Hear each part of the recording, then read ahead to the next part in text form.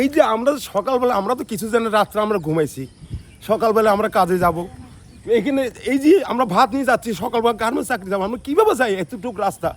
আপনারা যাই কিছু করেন, এগুলোকে দমন করেন। কি হয়েছে এখানে বলেন তো? আমরা জানি না, আমরা তো কি করছে এরা?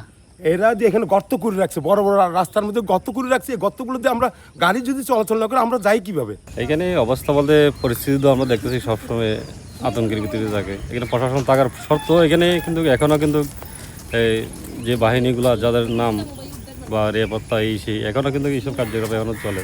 এখন কি হয়েছে বলেন তো?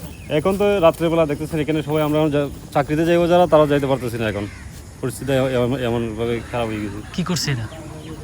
এখন শুনতেছি কালকে নাকি এখানে অভিযান হওয়ার কথা ছিল বা অভিযান হবে এই ধরনের একটা কিছু ছিল, এই জন্য রাস্তাঘাট কেটে আগের মতন করে দিয়েছে কি, যাতে এখানে প্রশাসন না ঢুকতে পারে।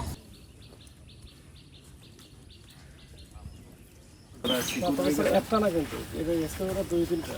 হ্যাঁ, এটা একটা ওইদিকে ওরা ওদিকে নিয়ে চলে ওরা পুরো প্যাকেজটা 1 ঘন্টার মধ্যে করে দেয়। আপনারা জানেন যে এখানে তাদের অনেক বড়, এটা তাদের ইন্টারেস্টের জায়গা, স্বার্থের জায়গা, এখানে কোটি কোটি টাকার বিষয়।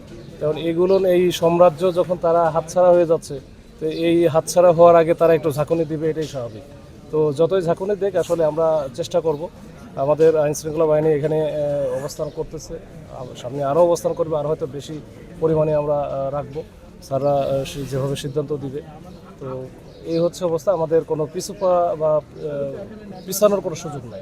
ইয়াসিন এবং রোকন দুজনকে আসলে সন্ত্রাসী সে যেই হোক, এখন ইয়াসিন না রোকন বা কারা কি, আমরা এটা এর পিছনে কারা আছে সকলকেই আমরা শনাক্ত করার বা আইডেন্টিফাই করার চেষ্টা করব, করে তাদেরকে আইনের আওতায় নিয়ে আসার আমরা চেষ্টা করব। সবাই একেবারে আমাদের যত আইনশৃঙ্খলা বাহিনী আছে, আমাদের মূল উদ্দেশ্যই হচ্ছে এই জঙ্গল সলিমপুরে আইন শৃঙ্খলা রক্ষা করা, এই জনপদে শান্তি শৃঙ্খলা ফিরিয়ে নিয়ে আসা, এখানে দেশের ভিতরে দেশ, রাষ্ট্রের ভিতরে রাষ্ট্র না বানাতে দেওয়া। এর জন্য যা যা করণীয় আমরা করব।